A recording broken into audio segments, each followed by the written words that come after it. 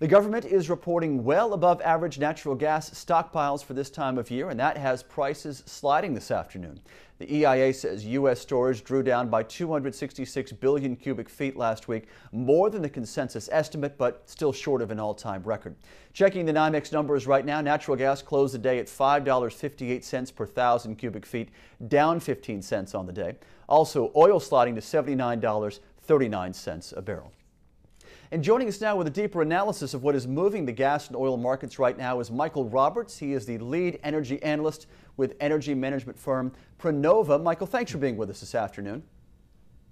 Thanks for having me. Let's set the markets aside for just a moment and talk about what was expected, if not an entire bombshell, from the CFTC. The vote coming late this afternoon. As we said, Gary Gensler knows Wall Street. He was appointed by the Obama administration. It seems like the team had this in mind for quite some time.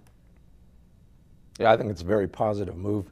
In fact, that it'll move us more towards supply and demand fundamentals being driver of the market as opposed to, as you said earlier, any one individual or organization.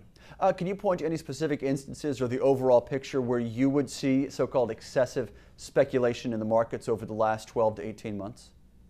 Oh, if you look back in 2008, the markets ran from $60, $70 a barrel up to $140 on the oil markets, and in natural gas they went from $6 up to $14 per MMBTU.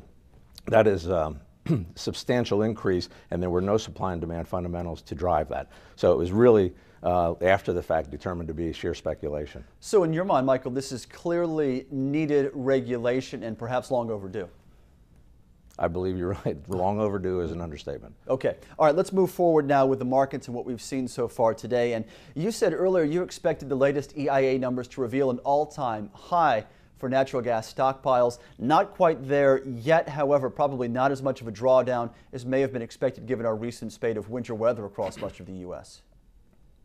Yeah, and one of the things that's driving right now the excessive pulls from storage. If you look at the weather across the country in December, for example, New York was 9% colder than normal. Chicago was 10% colder than normal. And then markets like Dallas, which are not supposed to be high heating demand markets, they were 22% colder than normal. So it was a cold spell that was over 2/3 of the country, drawing down a lot of gas. Now that was November.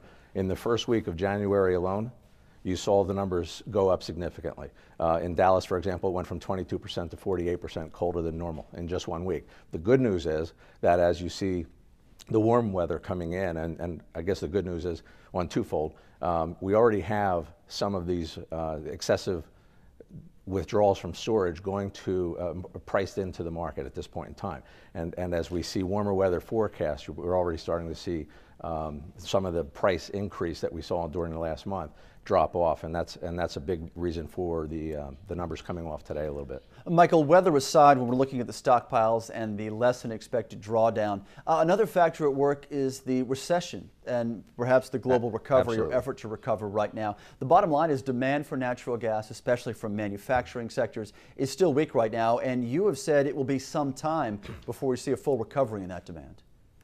Yeah, and one typical statistic for any kind of energy demand as a result of a recession, it takes 2 to 3 years for that rebound in demand to occur.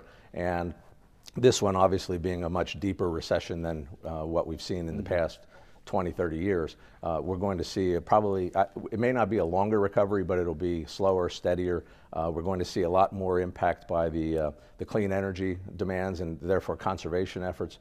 So there are a lot of factors that are going to affect whether this demand actually returns to pre-recession levels. I want to try and pin you down here because I heard a prediction from you earlier that said look for a pullback to prices with a 3 handle by mid-March. That's about 2 months away right now.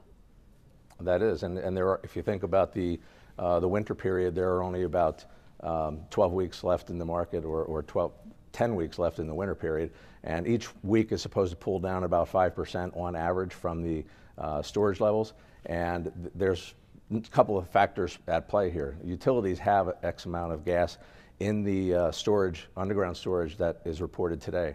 And as you see more of the warm weather come in and less demand coming from the consumers and businesses, what you'll end up seeing is more businesses and consumers and utilities actually from storage trying to pull down the gas out of storage because they have taken pay minimums and things of that nature that have to be part of the contractual obligations. And Michael, they'll do that versus taking from producers. Now, just yesterday, the EIA released its crude oil inventory report, a drawdown there and a subsequent fall in oil prices. Does that, to you, carry greater significance as a potential return to the fundamentals of supply and demand here regarding prices for oil? It absolutely, yeah, absolutely it does. In fact, oil at this point in time of the year is going to start focusing on the inventory levels that are in place for coming out of the refineries, the distilled products, especially gasoline, as we go into the driving season. So that'll be a key factor in that market.